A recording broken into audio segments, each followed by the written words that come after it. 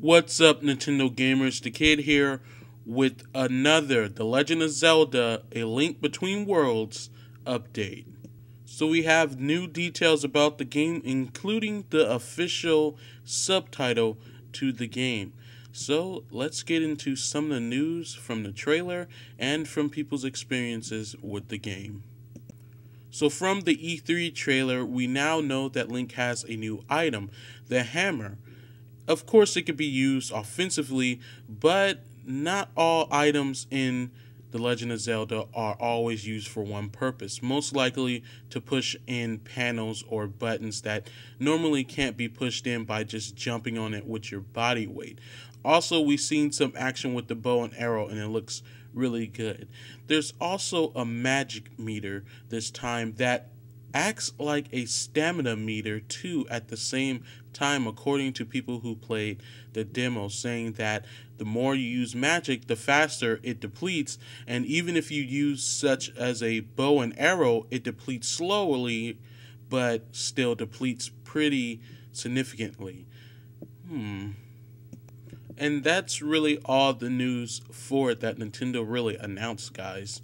So, opinion about the news. I don't know how to feel about the magic meter acting as a stamina meter and magic meter at the same time. So, hopefully that was just something that was in the demo, because I don't think we've seen that in a Legend of Zelda game as of yet. Of course, in Skyward Sword, yes, we have, because it made sense. He was more active than any other, Link. But here, it just seems like something unnecessary, I guess. But anyway, that's just me nitpicking. That could not be in the full game. Anyway, as the actual title suggests, it's a link between worlds. And with the actual logo of the game, you can see the Triforce, and then at the bottom of it, it's a black Triforce. So is there a dark evil version of the Triforce in this game? Will Ganon be returning? Will he have the possession of that or anything? It's really hard to tell what they're trying to signify here, but that may be the case. We still do not know who's behind anything. We don't know the story. We don't even know if Ganon's going to be returning, or is it, could we possibly see Vati, or some other new character, or maybe someone returning from A Link to the Past, that wizard, I actually forget his name, from A Link to the Past, who resurrects Ganon.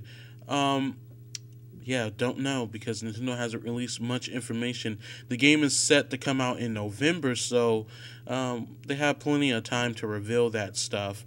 So yeah, I'm going to be looking at this closely. I like the new art that they have.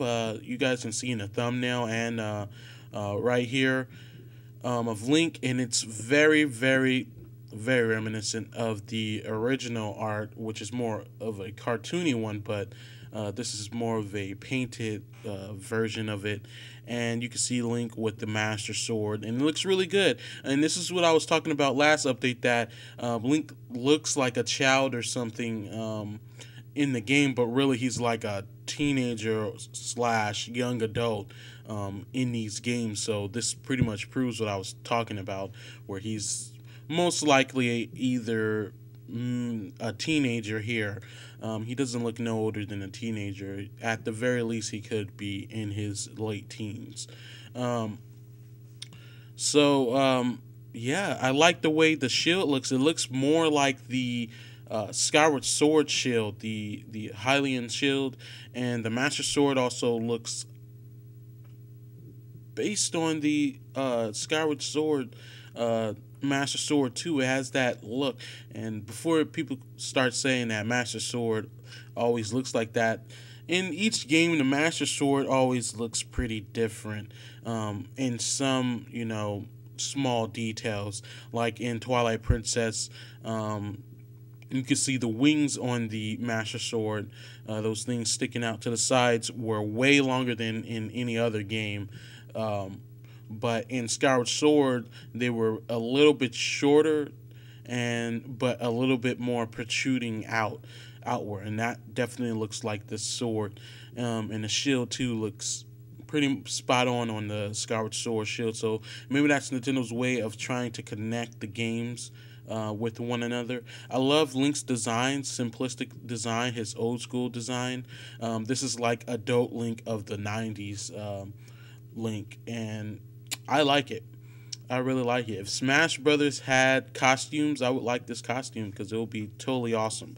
So I'm sorry about there being a pretty lacking amount of news, but that's really all Nintendo has released. And as far as the impressions of people who actually played the game, that's really as far as it go. They only got to play one dungeon. It was only 10 minutes long, and pretty much it was on easy mode for the demo, and people just list their complaints or anything. But in the trailer, they showcase, you seen the fairy, the great fairy giving you health, and you also seen a little bit more how the actual, drawing of Link plays in puzzles. You see that, the platform goes up, and then or it goes to the side, and then you see a big wall, so you have to quickly change into the drawing Link version of yourself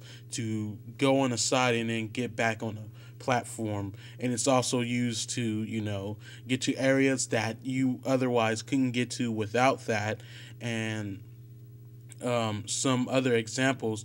I think this is going to be a really good puzzle solver that gets really complex and really creative, because it just is. It's a really creative mechanic in the game, and I think it's going to have a lot of fans loving it and wanting to see it return. I wonder if it'll have any other purposes other than doing just having basically the typical puzzle solving abilities, and I wonder how Link comes to have this, this power. Is it a curse or something that he's using to his advantage, or is it something that maybe some wizard or Zelda bestowed upon him the power to do this? Won't know. So those are my thoughts, guys. Please comment in the comment section below what you think. I'll also have links in the description to the news presented in this update. So comment, like, subscribe. Please subscribe, and I'll be doing more updates on The Legend of Zelda: A Link Between Worlds as more things are revealed. Thank you guys for watching.